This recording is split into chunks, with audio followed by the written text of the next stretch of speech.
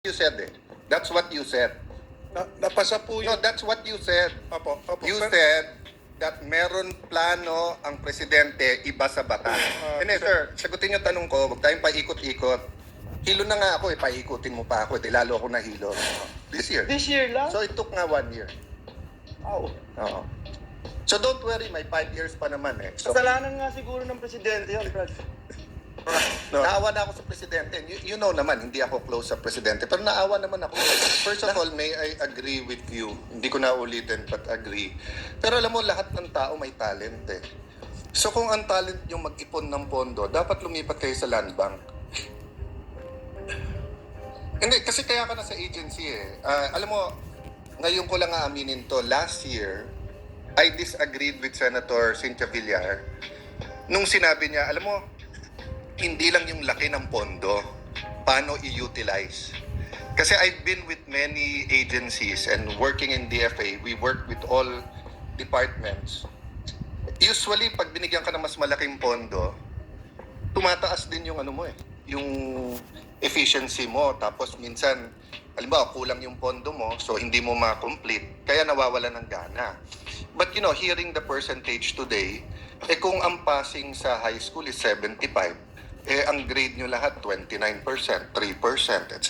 Di ba? Baka nga you're in the wrong agency. But can I clarify one thing lang, sir? Tama ba rinig ko kanina, sabi mo, sir, kaya namin hindi nabigay yung medical, iba kasi yung batas, iba yung plano ng presidente. Tama ba yung pagkarinig ko? May batas po, tapos mayroong plan na nagsiserve as IRR. So tama yung rinig ko. Magkaiba po. So tama yung rinig ko po na sabi niyo kanina. Kasi nagulat ako dahil presidente yun, secretary mo, nasisi pa siya ngayon. So, hindi, yun po ang sinabi niyo Mr. President, let me clarify muna. Let me clarify. That's what you said That's what you said. Napasa po No, yung... that's what you said. Opo. You said that meron plano ang presidente iba sa batas. Napasa po yung plano na CFIDP, previous administration po. O kaya nga, bakit presidente? Para president po ang nag-approve. So, ang may kasalanan si President Duterte. In-approve po yung plan prior administration po. Okay. O gaano katagal na po ang Marcos administration? Mahigit na po 1 taon. Mahigit 1 taon, mag2 taon na nga Ano ba to? Bakit? 1 taon. Kailan mo bringing up sa kanila na, sir, mukhang mali yung IRR, mali yung batas? Kaya po... Hindi, sir, sagutin yung tanong ko, huwag tayong paikot-ikot. Hilo na nga ako paikutin mo pa ako, lalo ako nahilo. Di ba? Ang tanong ko simple, Mr. President, kailan mo bringing up sa administration na to na may problema kayo dahil iba ang IRR o plano sa batas? Kailan? 1 month after po ako ma-appoint, last year, November 11, 1 month before, after ako ma-appoint, nag-assume ako ng November 14. Ang sinasabi ko po is kailangang reviewin. Reviewin o bigyan mo ng bago? I-review po yung kasi marami po... Sir, you're the head.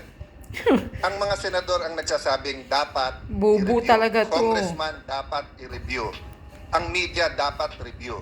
Kung ikaw yung head, so kung Senate President ay presidente, ako, head ng agency, dadaling ko sa kanya, sir, eto batas, eto ay IRR, mali. Eto alternative, sir, mamili ka. Kasi you're sworn to execute the law. So kung gusto mo mag-congressman, senador, tumakbo ka. Kasi yun ang ng congressman at senador, sir, mali ata yan, paki-review, pakibigyan kami. Pag ikaw ay head ng agency, magbibigay ka ng plano. So 1 month after ka umupo, sinabi mo na, paki-review dahil mali. Kailan ka nagbigay ng alternatives? Mr. President, nagpadala po kami ng mga feelers sa Sir, Malacanang. anong feelers?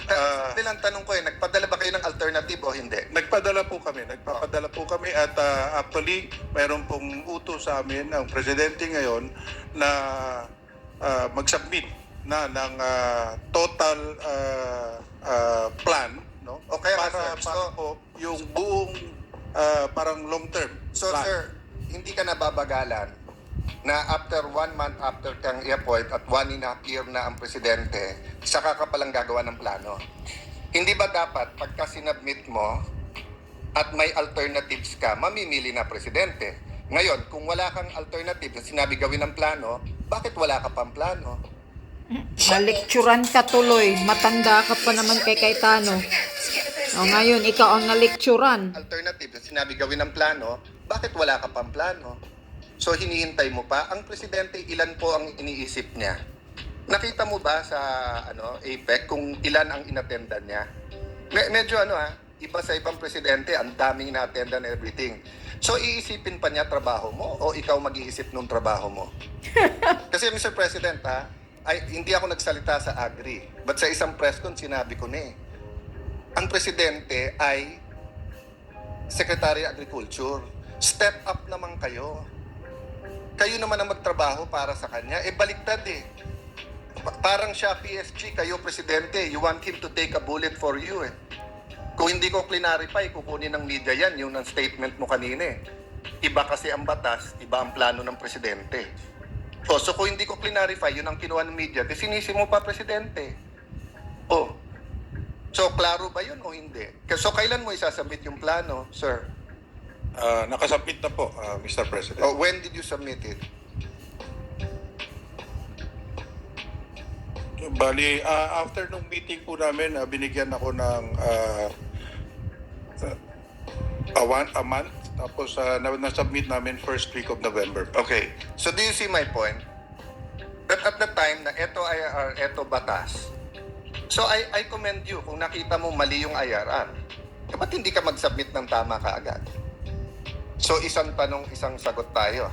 Diba? But Mr. President, so that, may DICT pa, may CHR. So, seryoso akong nahihilo ko. So, pwede bang pasubmit na natin sa kanya timeline? Because, Just confused, Mr. President, together with the minority leader. When he submitted, he said November. But when November, this year or last year? First week of November this year po, yung plano. Yung total, yung... this year. This year lang? So, it took nga 1 year. Oo. Oo. So, don't worry, may 5 years pa naman So, Kasalanan nga siguro ng presidente yan, Brad. no, so, my point, Mr. President, is wala namang pumipilit sa atin pumunta sa gobyerno Choice natin pumunta sa gobyerno. Kung ito ay private, tama ba, Madam Chair, Tangunan. Di ba kung private to, pinire mo na Kaya kasi malulugi ang negosyo kapag kayong department heads mo, head of agencies, ganon. Di ba? Yung tumahimik ako sa buong agriculture, pinapanood ko kayo, etc. Pero naawa na ako sa presidente. You know naman, hindi ako close sa presidente. Pero naawa naman ako Lahat na lang ng bintang sa agri. Hindi ba kayo naawa na in the first year, ang presidente sinabi, agriculture ang focus. Tapos lahat ng issue, sibuyas, presyo ng bigas, agricultural smuggling, sugar, panay na lang agri, onions, di ba? So, on one hand, maaring hindi nyo kasalanan yan individually. Pero pati ba ang coconut mechanization magiging problema pa ng presidente? Di ba? Hindi ba pwedeng mag-step up tayo ng kusa?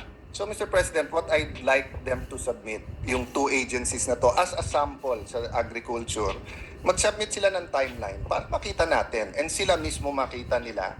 Then next year, sana hindi na to maulit muli. Alam nyo po, nagpalakpakan ang mga